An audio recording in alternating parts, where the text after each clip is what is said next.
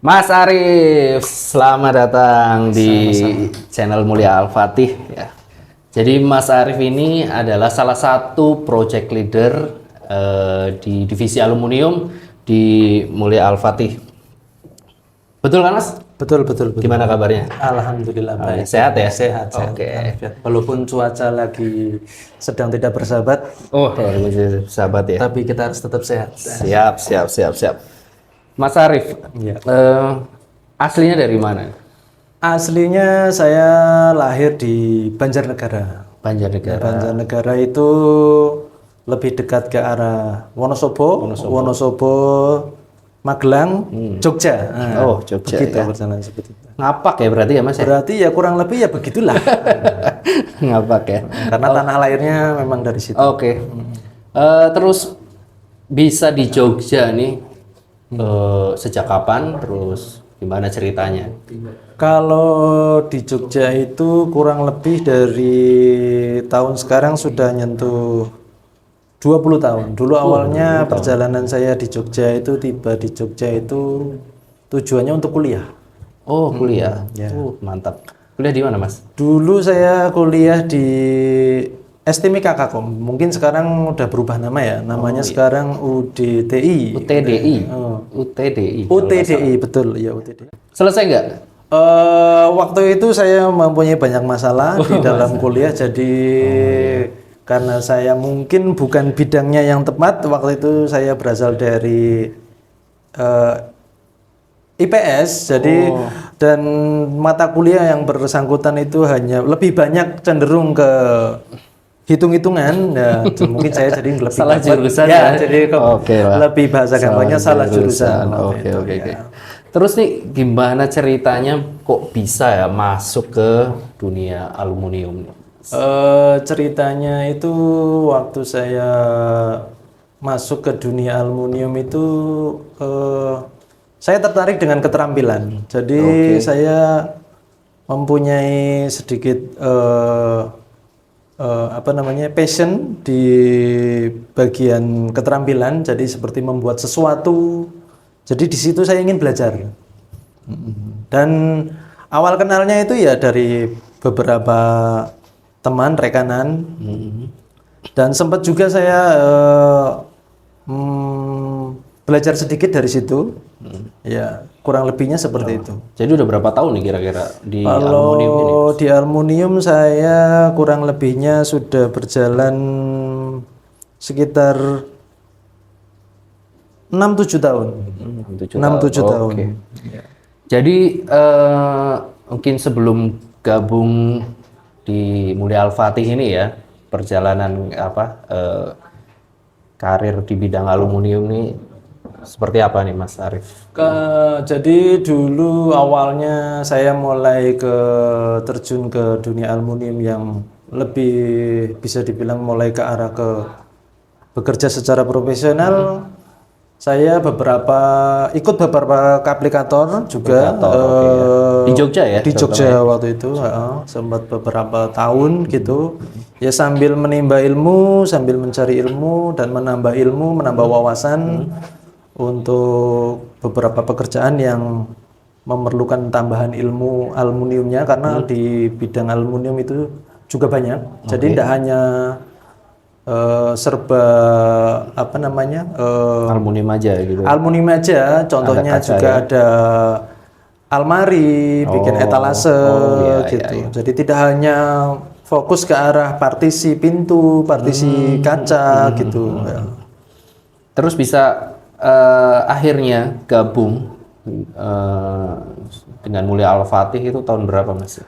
Kalau bergabung secara resmi di Mulia Al-Fatih itu awalnya itu tahun 2021. Waktu itu setelah pandemi ya? Setelah pandemi. Awal-awal mulai pandemi. Ya betul. Waktu itu memang dikenalkan dengan rekan, ada yang teman dari daerah Klaten. Ya. Itu dulu kenal dengan salah satu ownernya Mulia Al-Fatih. Terus saya dikenalkan, terus akhirnya dari situ saya mulai bekerja sama dan hingga saat ini. Ya, Oke, luar biasa ya. Oke Mas, selama gabung di Mulia Al-Fatih ya, kita tahu kita udah banyak mengerjakan proyek ya. Berapa nih ya? Puluhan ya mungkin atau? Kalau menurut saya lebih. Oh lebih ya? Karena Sampai 100 lebih ya? Iya. Kurang lebihnya sekitaran itu. Alhamdulillah. Dari 3 tahun ini memang sudah banyak. Oke, berarti kan banyak macam tipe-tipe klien, tipe-tipe pekerjaan yang kita kerjakan ya gitu ya. Betul, iya. Pernah nggak nih dapat komplainan? Mungkin pasti pernah ya gitu ya, komplainan. Pernah, pasti. Komplain yang seperti apa, terus penanggulangannya dari tim ini seperti apa? Jadi kalau dalam pekerjaan aluminium memang tidak semulus yang kita kerjakan, semulus yang kita pikirkan, yang kita bayangkan, karena tidak semuanya pekerjaan aluminium itu langsung jadi dan besoknya kita pun harus ada maintain juga pekerjaan. Dan tantangannya itu setiap klien biasanya beberapa memang ada keluhan setelah pekerjaan, memang dia kadang misal ada jendela yang dibukanya agak susah, atau semisal pintu yang tiba-tiba macet, atau mungkin yang paling utama itu adalah jendela, atau untuk kusen-kusen jendela yang cuaca seperti ini, hujan ya. Silenanya ya berarti ya, lemnya itu ya. Kalau hujan kita memang harus mengantisipasi yang bocor itu memang paling vital ya kalau menurut saya itu. Jadi untuk penanggulangannya di Mulia Al-Fatih itu ada tahapan ya?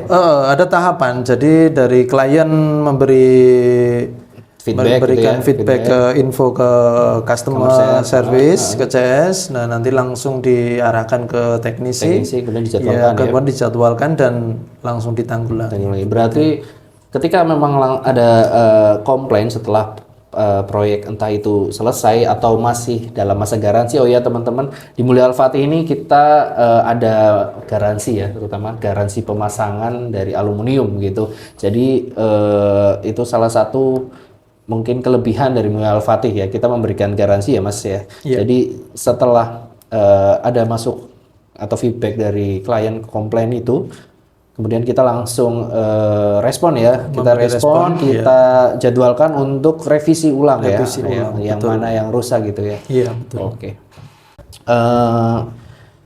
Selama ini selama mungkin di Mulia Al-Fatih kan sudah beberapa bertemu ya dengan berbagai macam customer atau klien ya gitu ya. Customer yang tipe seperti apa nih yang mungkin diingat Mas Arif selama mungkin melakukan pemasangan aluminium di Mulia Al-Fatih? Di pekerjaan dalam proyek Mulia Al-Fatih ada beberapa tipe klien yang berbeda-beda dari segi keinginan, dari segi model, permintaan dari klien itu memang banyak yang bermacam-macam. Ada beberapa satu dua aja yang. Tapi banyak enaknya atau nggak enaknya nih? Kalau enaknya bisa dibilang lebih banyak enaknya dibanding yang nggak enak. Ya hanya beberapa aja. Alhamdulillah. Tapi ya secara profesional kita harus tetap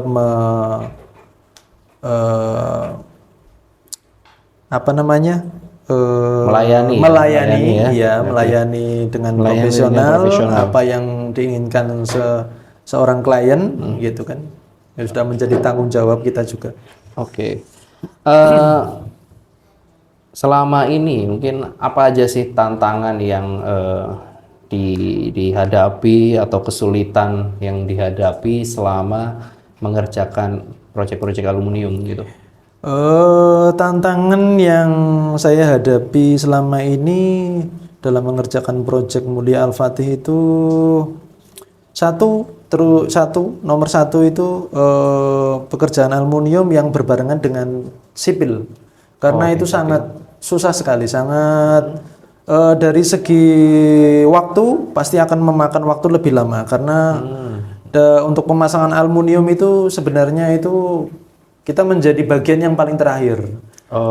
Jadi sebuah rumah yang sudah dibuat dengan sedemikian rupa dengan yang sudah selesai tahapan finishing dengan pengecatan atau tahap-tahap yang lain, itu yang menjadi utama itu adalah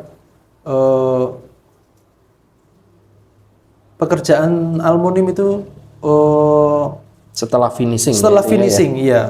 Karena kalau dengan kita berbarengan dengan pekerjaan sipil, tantangan pertama itu satu masalah kebersihan, karena pekerjaan aluminium itu posisi dengan kita harus saat pemasangan kaca itu memang harus keadaan memang harus bersih, jadi memang sudah yang pekerjaan terakhir benar-benar nggak bisa dibandingkan dengan sipil, tapi memang kalau terpaksa pun ya kita nggak mau karena permintaan klien kadang kan nggak semua sama. Ya kadang kan ada yang ingin cepat selesai bareng, ada yang ingin ya udah ini terakhir aja mas katanya, nggak apa-apa gitu. Karena mungkin beberapa klien tidak menguasai untuk teknis ya. Beberapa dari klien itu memang lebih banyak ke orang awam ya, jadi tahunya mereka itu pemasangan cepat dan terus padahal belum di aci ya, openingannya itu ya, dengan openingan yang belum selesai, misalnya belum acian, mereka sudah minta pemasangan, kayak gitu. Bukan hal-hal yang seperti itu sebenarnya harus kita hindari, karena dengan pekerjaan yang seperti itu nanti kita akan mengulangi kembali dengan karena dengan pekerjaan dengan sipil belum tentu nanti yang kita kena semen lagi aluminiumnya dengan kena cat, dan itu akan merubah warna, merubah teksturnya dari aluminium tersebut, dan bahkan juga bisa merusak. Jadi kalau untuk hal seperti itu tidak direkomendasikan. Jadi intinya untuk aluminium ini diarahkan setelah finishing ya. Jadi finishing dari suatu bangunan atau misal mau masang jendela atau pintu, openingannya ini sudah acian ya, minimum sudah acian ya. Jadi saran saya itu untuk pekerjaan aluminium kalau memang dihendaki untuk memang biar tepat waktu pekerjaannya, biar tidak molor, alangkah baiknya pas sudah acian gitu. Jadi pas kalau sudah acian sudah selesai walaupun belum dicat, kita sudah ada pengukuran. Jadi sudah ada pengukuran dan sudah kita buat, saat di sana sudah mulai menyelesaikan finishing cat, kita dipasang. Baru kita pasang. Oke. Mungkin ada lagi nggak Mas yang lain nih, tantangan atau kesulitan? Tantangan yang lain itu yang kedua itu cuaca. Jadi kalau pekerjaan aluminium itu kalau di dalam suatu rumah, pembangunan rumah, kalau hanya di pekerjaan aluminium itu hanya di dalam rumah, kita mungkin tidak ada masalah. Tapi kalau untuk masalah di outdoor ya, terutama yang bagian outdoor itu yang langsung terkena cuaca seperti saat ini ya, kayak cuaca saat ini hujan dengan disertai angin, itu kita tidak akan maksimal karena kan kita harus menunggu media aciannya harus kering, baru kita bisa finishing. Kalau selama itu belum kering, pekerjaan belum akan bisa selesai. Mungkin pengaruh juga di finishingnya aluminium itu sendiri setelah mungkin silenan ya terutama. Iya betul, karena pekerjaan di Mulia ini terutama lebih mengedepankan di finishing kualitas finishingnya. Oke. Mungkin tren Mas, kita ngomongin tren aluminium ya di masyarakat ya, atau mungkin di Indonesia ini, kalau dari kacamata Mas Arief nih melihat seperti apa nih tren aluminium sekarang? Kalau dari pandangan saya untuk tren aluminium itu memang sudah sangat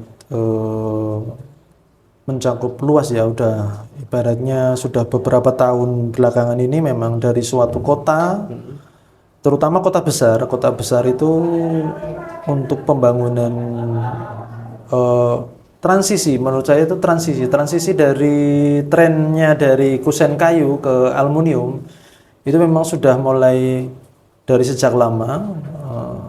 Untuk wilayah utama wilayah Jogja seperti kayak gini itu pembangunan memang sudah mulai beralih ke aluminium ya. Jadi sekarang kusen kayu mungkin agak ditinggalkan karena dengan kualitas aluminium yang saat ini mungkin lebih ringan, harga terjangkau dan kualitasnya pun lebih baik untuk beberapa tahun dan harganya juga lebih hemat ya. Betul. Kalau untuk masalah harga ya. Oke, tren berarti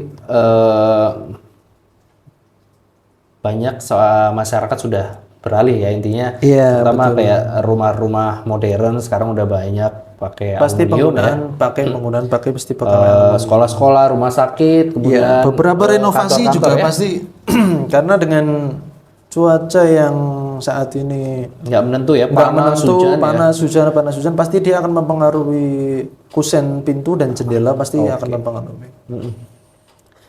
Lalu ngomongin aluminium ya, kusen aluminium ini modelnya atau jenisnya kan banyak ya. Ada ngomongin pintu, ngomongin jendela, mungkin pintu kemudian pintu pun ada bermacam-macam ya, ada pintu sliding, pintu lipat ya.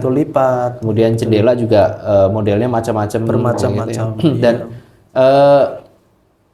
nggak hanya itu, ternyata aluminium pun juga bisa dikombinasikan dengan aksesoris masak ini gitu ya Mas ya. Maksudnya dengan handle maupun engsel, kemudian ada ornamen-ornamen yang modern ya kan? Iya, untuk pekerjaan aluminium saat ini lebih arah ke mungkin ke trendsetternya lebih ke arah ke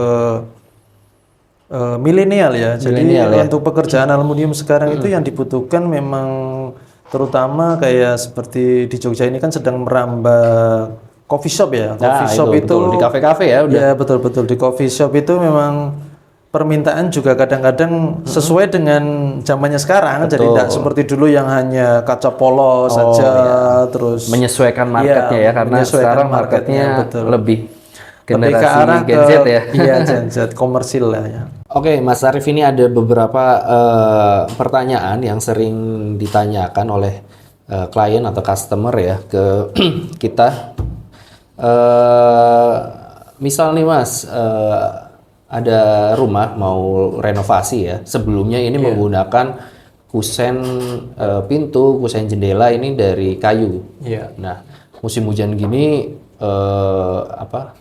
mungkin kayunya sudah tidak seperti awal lagi ya, mungkin lapuk ya, ataupun mungkin karena lembah berjamur. Ini banyak klien yang tanya ingin mengganti nih pindah ganti ke aluminium ya. Aluminium ini gimana nih, harus bongkar dulu atau gimana nih Mas? Untuk teknisnya kalau renovasi dari pekerjaan sebelumnya dari kusen kayu beralih ke aluminium misalnya pintu atau jendela itu memang ada prosesnya, jadi perlu ada pembongkaran. Jadi untuk saran saya itu kusen kayunya dibongkar dulu ya, yang memang sudah mau tidak mau kita harus mengganti kusen tersebut karena sudah lapuk atau dimakan rayap. Itulah kelemahan-kelemahan dari kusen kayu dibandingkan dengan aluminium. Tahapannya ya lebih baik dibongkar dulu, diaci, baru nanti setelah itu pilih aplikator, langsung pengukuran ya, dijadwalkan pengukuran ulang, membuat dengan pintu atau jendela yang sesuai yang diinginkan. Nah, baru nanti baru kita kerjakan. Oke, mungkin pertanyaan kedua nih juga yang sering ditanyakan. Ini tingkat keawetan dari aluminium sendiri itu berapa lama sih? Kalau untuk pengerjaan aluminium dibandingkan dengan kayu, kayu itu maksimal mungkin sekitar 5 sampai 10 tahun mungkin sudah pasti lebih banyak lapunya, kecuali dengan kualitas kayu yang grade A ya, grade kualitas A 1 ya. dan otomatis tentu lebih mahal untuk biaya kusennya. Kalau dibandingkan dengan aluminium lebih lama, jadi 10 tahun lebih mungkin kayak saya kira ada. Mungkin hanya kalau terjadi human error ya, seperti semisal terkena benda-benda yang keras, karena kaca itu kan agak riskan ya, kalau terkena benda-benda yang keras pecah, nah itu Kecuali itu ya, human error ya. itu aja, human error aja. Berarti teman-teman di rumah juga nggak perlu khawatir untuk menyiapkan budget lagi ketika memang sudah berjalan baru 3 tahun, 5 tahun kan. Iya, betul. Berarti bisa lebih berjangka panjang ya untuk aluminium. Oke. Iya. Terus kemudian aluminium ini kan ada beberapa jenis ya Mas. Dan bisa ya dikombinasikan dengan ukuran kaca sampai berapa mili kira-kira nih Mas? Ukuran kaca pekerjaan aluminium itu sampai 12 mili untuk standarnya pekerjaan ya, untuk pekerjaan standar kantor, ruko atau perumahan memang menghendaki memang itu harus memakai kaca yang tebal. Ya 12 mili. Tapi bisa dikombinasi ya, maksudnya dengan yang 5 mili ya standar gitu ya. Itu pun udah untuk pekerjaan partisi kaca-kaca yang besar mati itu memang kita harus memilih kaca yang tebal karena dengan sesuai dengan resiko juga. Dengan kalau untuk saran saya sih pekerjaan untuk pintu, untuk jendela itu karena ada keterbatasan dari aksesoris engsel juga ya, memang karena kaca ketebal itu mungkin lebih berat ya. Jadi kalau untuk jendela, pintu maksimal untuk saran saya sih di angka 8 mili ya. 8 mili ya. Ya, 8 Tapi mili. sebenarnya standarnya 5 mili udah Standar kuat milinya sebenarnya sudah cukup. 5 mili ya. Sudah cukup ya. Yang banyak untuk dipakai ukuran pintu saat ini standar 90 kali 2 meter sudah cukup. Ya. Itu baik kaca non temper maupun temper ya, sama aja ya. Iya, sama aja. Oke, siap. Oke Mas, pertanyaan selanjutnya nih yang beberapa yang sering ditanyakan, mungkin kayak kita ambil contoh pintu aluminium kamar mandi ya. Ini pintu aluminium kamar mandi ini kok lebih mahal dibanding pintu aluminium kamar mandi yang dijual swalayan bangunan saat ini, yang swalayan atau market bangunan saat ini. Market bangunan ya, betul. Apa nih yang membedakan Mas kira-kira? Yang membedakan pintu aluminium yang di swalayan market itu menurut saya lebih ke arah ke custom ukuran ya, karena kalau di bangunan swalayan bangunan itu kan satu ukuran, jadi harus menyesuaikan ukuran yang sudah disediakan. Sedangkan permintaan klien kan kadang dari setiap rumah ke rumah itu kan beda-beda. Ada yang menghendaki ukuran bersih 1 meter, ada yang menghendaki ukuran 70 cm atau bahkan pun lebih seperti itu. Nah, itu menurut saya yang membedakan harga pintu aluminium tersebut. Dan bahan ya, menurut saya untuk bahan yang disediakan di swalayan market, menurut saya dari itu kan pabrikan ya, yang dijual memang ke arah lebih ke pilihan yang ekonomis. Jadi dari segi ketebalan pun berbeda ya, dari segi ketebalan ya. Betul. Dan itu pun mereka harus masang sendiri ya. Jadi, kalau kita langsung ya pasangkan ya, terima beres ya, terima jadi. Bisa di custom juga. Dengan model misal ada kacanya, pintunya, mungkin ada angin-anginnya ya bawahnya atau ornamennya, betul. Pertanyaan berikutnya ini juga yang sering banyak ditanyakan oleh customer nih. Cara perhitungannya nih sebenarnya seperti apa sih aluminium sendiri itu? Misal dari pembuatan pintu ataupun jendela maupun partisi kaca gitu. Betul. Ya, kalau untuk perhitungan aluminium itu standarnya dari kusen itu meter lari. Jadi per meter larinya pun dari ada harga sekian. Kalau dan pintu juga ada unit, kebanyakan sih unit ya. Kalau untuk pintu kan karena dia sudah beberapa part bagian. Jadi Jadi unit satu jadi itu satu unit pintu sekian itu harga ya, iya gitu. betul. Karena kan sudah digabungkan dengan aksesoris, engsel, begitu.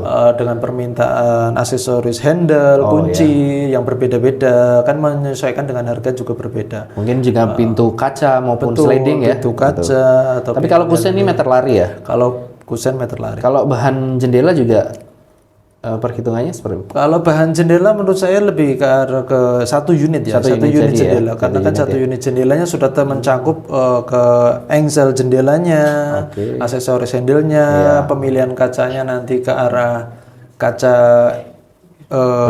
ke beberapa mili, ya begitu. Jadi perhitungannya itu nanti kusen sendiri meter lari, kemudian jendela atau maupun pintu ini unit jadi terpasang ya. Unit jadi terpasang. Dengan request klien seperti apa, mungkin dari aluminiumnya merek apa, kacanya berapa mili ya. Iya betul. Kemudian karena kan beberapa merek kan berbeda-beda dengan handle juga ya, handle, engsel juga macam-macam ya mereknya ya. Mungkin sedikit Mas, sebelum penutup minta tips dong buat masyarakat ya, sobat-sobat mulia yang nonton di sini, tips untuk cara memilih jasa aplikator aluminium yang profesional dan berkualitas ini, biar teman-teman sobat mulia ini nggak ketipu nih. Ya, untuk saran saya kalau untuk pemilihan aplikator, satu kita harus tahu untuk legalitasnya dulu. Legalitas terutama bisa dilihat nanti dari kantornya dulu, bisa dicek dari kantornya, bisa dicek dari berbagai media sosial, ya, berbadan hukum juga. Beberapa juga dari testimonialnya, jadi review dari pekerjaan aplikator tersebut, begitu. Oke, terus rencana nih dengan Mulia Al-Fatih ini ke depan seperti apa? Harapannya kalau untuk saya sendiri pribadi ya, karena ini kan sudah berjalan berapa tahun ya, saya di Mulia itu sudah hampir 3 tahun ya, mau berjalan 4 tahun. Kedepannya ya semoga lebih bagus, mengedepankan kualitas, terutama kualitasnya yang harus dijaga. Kedua, pelayanan ke konsumen itu paling penting. Jadi setiap ada keluhan kita harus fast respon, itu yang paling penting. Ya, walaupun di jam-jam saat kita tidak kerja pun, kalau mereka menghendaki sesuatu ya konsultasi kita dilayani ya. Dilayani sebaik mungkin. Oke. Ya. Oke, terima kasih banyak ini Mas Arif atas waktunya ya di sela-sela padatnya proyek yang berjalan, masih bisa menyempatkan ke studio Mulia Al-Fatih ya. Jadi buat sobat mulia yang dimanapun yang ingin memasang aluminium ya untuk rumah idaman kalian, jangan khawatir, jangan bingung, langsung aja kontak Mulia Al-Fatih, ada di bio ya atau di deskripsi itu, langsung kontak aja, nanti customer service akan menghubungi. Oke, makasih banyak Mas Arif. Terima kasih, sama-sama. Sukses selalu. Amin.